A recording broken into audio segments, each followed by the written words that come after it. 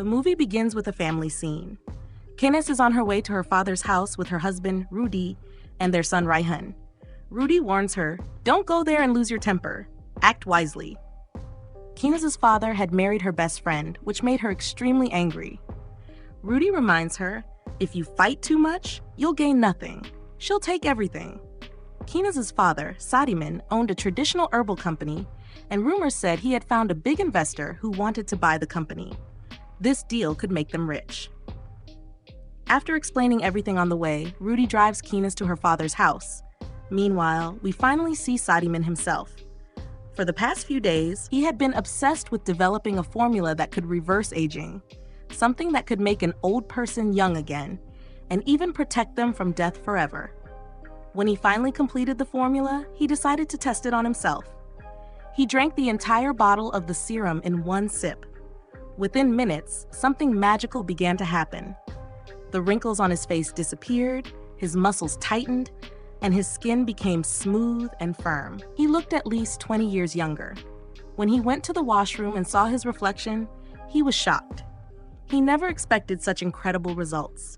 Filled with joy, he admired his newfound youth. However, he had no idea that while the formula worked quickly, it was also creating dangerous side effects inside his body. A small rash had started forming on his waist, a sign of what was coming. He then went to his wife, Karina, who was stunned to see him suddenly young and energetic. He wasn't just younger, he was overflowing with the vigor of youth. Karina, still shocked, asked how this had happened. The man proudly told her about his formula. "After drinking this, I feel powerful from the inside," he said. "You won't believe it. The whole world will fight to buy this formula. Big pharmaceutical companies will pay anything, and we'll become rich." But he was still unaware that the serum had side effects. The wound on his waist was growing worse by the minute. Meanwhile, Rudy and Kines arrived at her father's house. To welcome them, Karina herself came outside. But Kines refused to look at her. She couldn't forgive her best friend for marrying her father. The atmosphere was tense, and Karina felt both sad and uncomfortable. Kines' young son, Raihan, greeted Karina warmly, but Kines quickly pulled him away, warning him not to touch her or take anything from her. As Kines entered the house, she first went to see her brother, Bambang, a lazy man who spent all day playing games in his room, uninterested even in their father's remarriage. Later, everyone gathered in the living room. When Sadiman entered, everyone was shocked. They recognized him but couldn't understand how he had become so young overnight.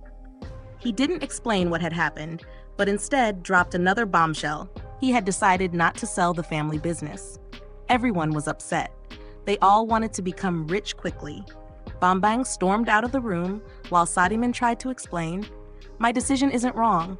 Our company may be losing money now, but because of what I've created, it will soon be the most profitable company in the world." He showed everyone the serum of immortality, a formula that could make anyone young and keep them from death. The room fell silent. Karina reminded him, "You promised me you'd retire and we'd live a peaceful life." But he replied confidently, "I'm young again. Now we'll work, earn money, and enjoy life. Don't worry." Hearing this, Kines lost her temper. "You've already ruined our lives. What more do you want?" she yelled. The argument grew heated, and no one noticed that something strange was happening to Sadiman. He was sweating profusely, as if someone had poured water over him. Suddenly, he felt a sharp pain throughout his body. The rashes on his neck and back began to open into large holes. His body started to twist unnaturally, and blood poured from his mouth. His eyes changed color, and then, in front of everyone, he died. Kines and Karina were terrified. They told Rudy to call an ambulance, but it was useless.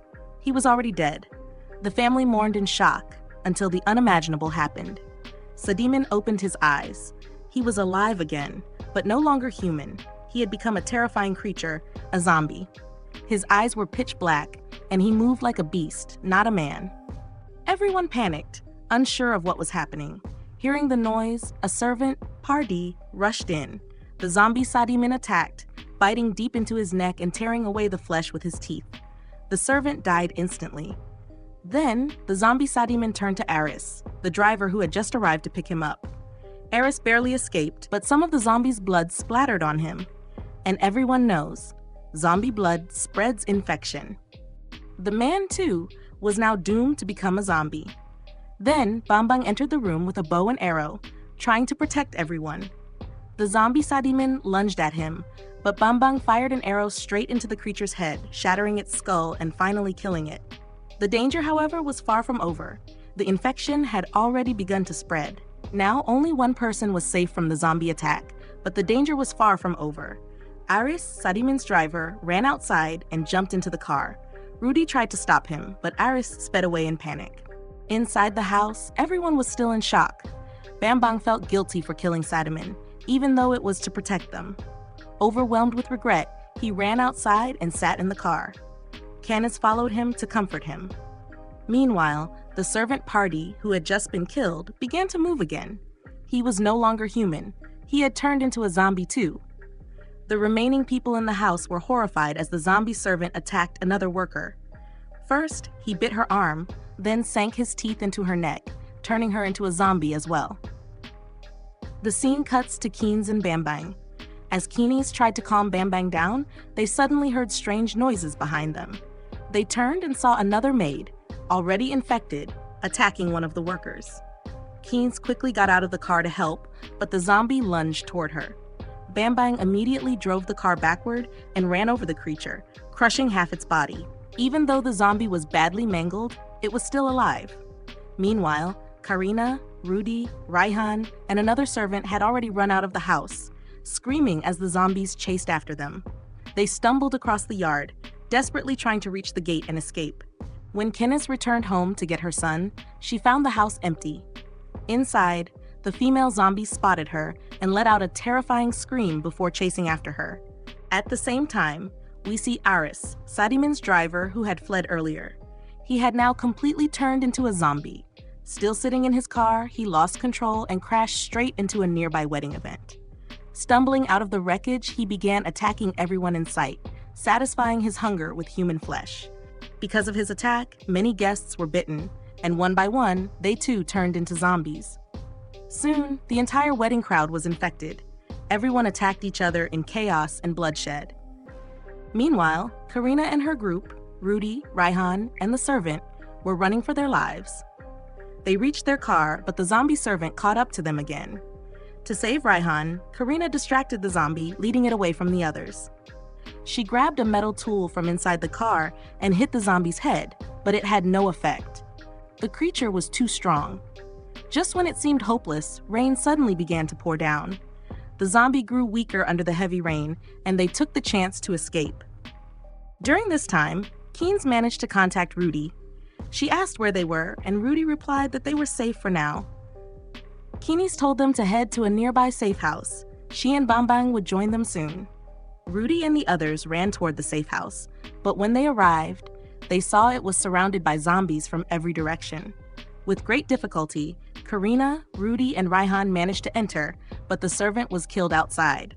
Keenes and Bambang were also driving toward the same location. They sped through the roads, eventually arriving at the wedding venue, the same place where everyone had become zombies. The sound of their car attracted the horde. With no other choice, they accelerated and crushed the zombies beneath the wheels. But soon, Raihan noticed more zombies approaching. He shouted for his parents and Karina to run. They rushed into a nearby room, slamming the door shut just in time. But Rudy had been bitten.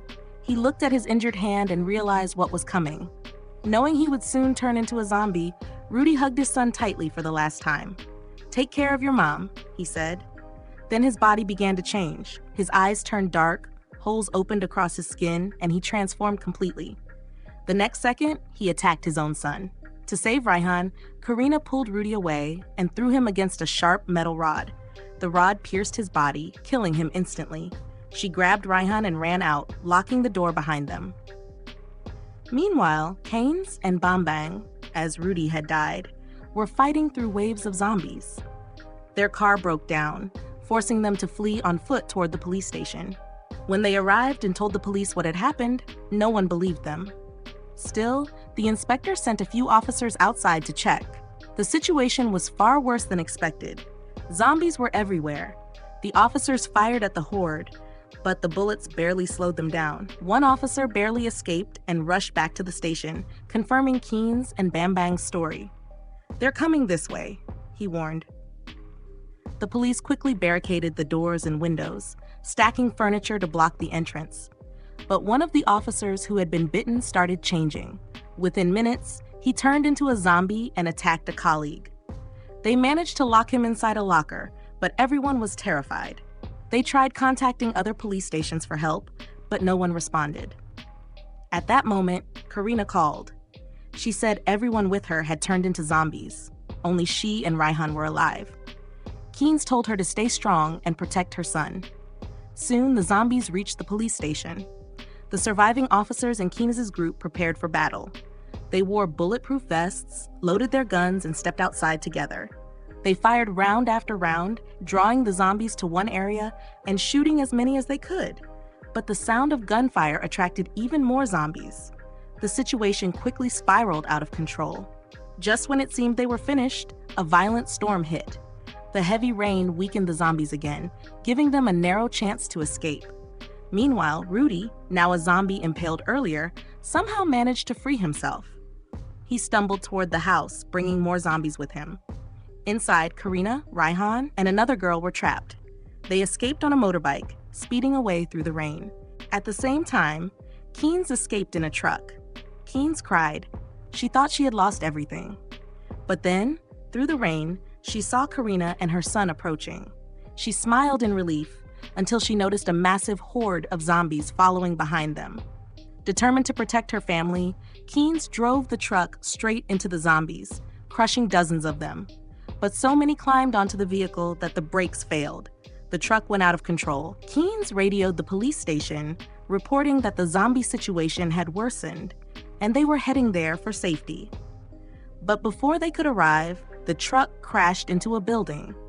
Everyone jumped out, but Bambang's leg was trapped under the wreckage. The zombies surrounded them, attacking mercilessly. The officers tried to help, but the horde was too strong. One officer, still uninfected, shouted, "Go! Save yourselves!" Keen's refused to leave him, fighting the zombies fiercely. During the struggle, she was bitten on the arm, though she didn't realize it at first. The officer led the survivors, Keen's, Karina, and Raihan, out of the station. Knowing the zombies could be killed by fire, he stayed behind, sacrificing himself by triggering an explosion. The blast destroyed the station and all the zombies around it. Only Keen's, Karina, and Raihan survived. Keen's noticed the bite on her arm. She knew she didn't have long. She hugged her son tightly and told Karina, "I forgive you. Take good care of him." Then, before the infection could take over, Keen's ended her own life. The scene fades to burning zombies scattered across the ground. Time passes. Karina is seen caring for Raihan, raising him as her own. The zombie virus seemed to have wiped out humanity, but not forever. In another country, we see Sadaman's old business partner, Grace, holding the same serum, the one that started it all. She takes a sip. And with that moment, we realize the infection will rise again. That's the chilling end of Elixir. But is it truly the end, or just the beginning of a new horror? Share your thoughts in the comments below. And don't forget to like, comment, and subscribe so you won't miss the next story. See you in the next video.